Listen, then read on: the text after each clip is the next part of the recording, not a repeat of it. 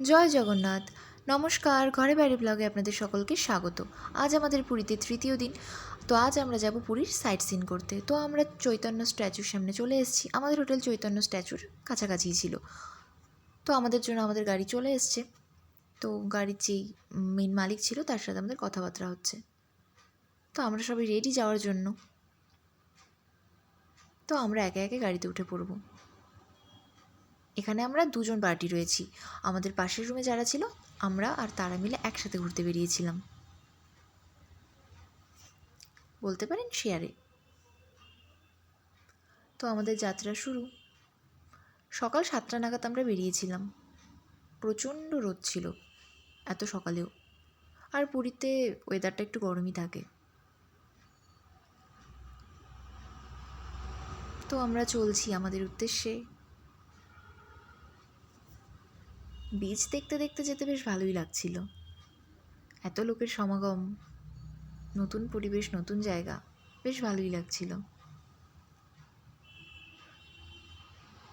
তো অনেকটা লম্বা জার্নি ছিল সেদিন।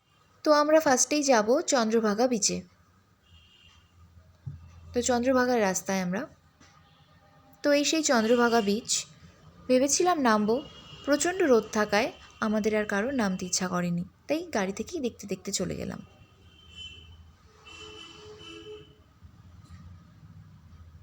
কিন্তু সমুদ্রটা খুব সুন্দর লাগছিল দেখতে। তো তারপর আমরা চলে যাই কোণার্কের উদ্দেশ্যে। পুরীতে এসে কোণার্কটা মাস্ট ভিউ। তো আমরা কোণার্কের রাস্তায়। জায়গাটা প্রচণ্ড বড় ছিল, প্রায় অনেকটাই হাঁটতে হয়েছিল, প্রায় অনেকটা।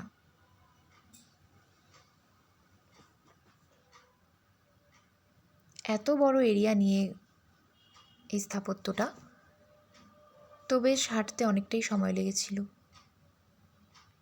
তো আপনারা কে কে এসছেন এখানে পুরী এবং তার সাইট সিনগুলো করেছেন, আপনাদের ঠিক এক্সপিরিয়েন্স কীরকম অবশ্যই আমাকে জানাবেন। আর আমার ব্লগটি ভালো লাগলে অবশ্যই লাইক, কমেন্ট, শেয়ার, সাবস্ক্রাইব করে দেবেন। তো আমরা এখনও কোণার্ক মন্দির অবধি পৌঁছাতে পারিনি, হাঁটছি তো হাঁটছি। ওয়েদারটা একটু ঠান্ডা ঠান্ডা ছিল ওপাশে, পরে রোদ উঠেছিল। তো অনেকটা প্রায় চলে এলাম। তো এই সেই কোণার্ক মন্দির, ওই তো দেখা যাচ্ছে মন্দিরটা। মন্দিরের খুব কাছেই চলে এসেছি। ওই যে মন্দিরের চত্বর। তো আমরা এখন মন্দিরের ভেতর ঢুকে গেছি। জিনিসগুলো দেখতে বেশ ভালো লেগেছে। স্থাপত্য, একটা ঐতিহাসিক ব্যাপার রয়েছে। সব কিছু আমরা ঘুরে ঘুরে দেখছিলাম, ফটো সেশন করছিলাম। জায়গাগুলো বেশ ঘুরে ফিরে দেখছিলাম। জিনিসগুলো বেশ ইউনিক ইউনিক, একটা ঐতিহাসিক ব্যাপার তো রয়েইছে। রোদ উঠেছিল, একটু গরমও লাগছিল লাস্টের দিকে। এত বড় জায়গা, ঘুরতে ফিরতে বেশ অনেকটাই সময় লেগেছে। তারপর আমরা বেরিয়ে যাই ধবলগিরির উদ্দেশ্যে। কোণার্ক থেকে ধবলগিরি যেতে খুব একটা ভালো খাবার দাবারের দোকান ছিল না, তাই একটা ছোটোখাটো দোকানে দাঁড়িয়ে পড়ি চা খেতে। চা, শশা, কামরাঙা এসব পাওয়া যাচ্ছিল। তো টুকটাক ক্রাভিংস তো থাকে, সেগুলো খেয়ে দিয়ে আমরা বেরিয়ে যাই ধবলগিরির মেইন মন্দিরে। তো গিয়েই দেখতে পারি যে মনেস্ট্রি। সেই মনেস্ট্রি দেখেই মনে পড়ে গেল দার্জিলিংয়ের মনেস্ট্রির কথা। একদম সেম।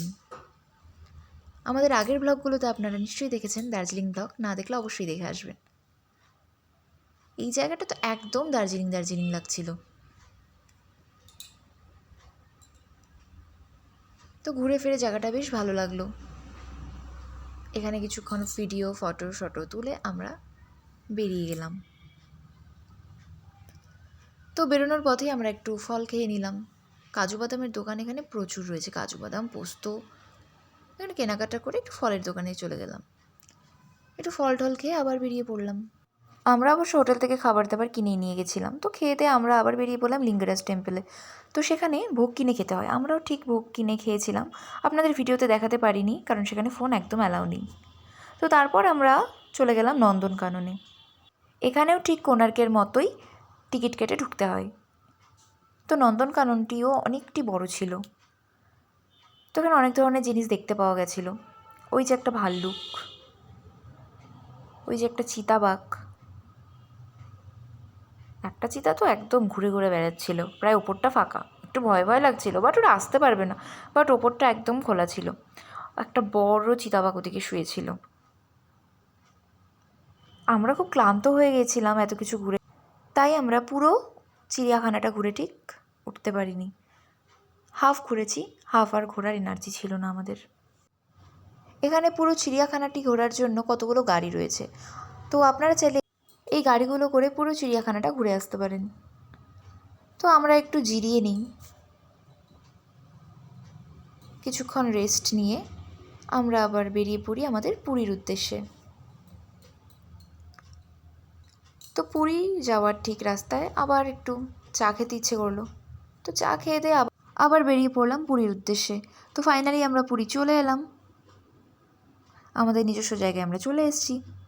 ঘুরে ফিরে খুব টায়ার্ড, তো আমরা খাবার অর্ডার দিয়ে আবার চলে গেলাম বিচ মার্কেটে একটু রেস্ট নিয়ে হোটেলে। বিচ মার্কেট ঘুরে টুরে আবার চলে এলাম। তো আজকের জন্য এখানেই টাটা, দেখা হচ্ছে পরবর্তী ব্লগে, ভালো থাকবেন।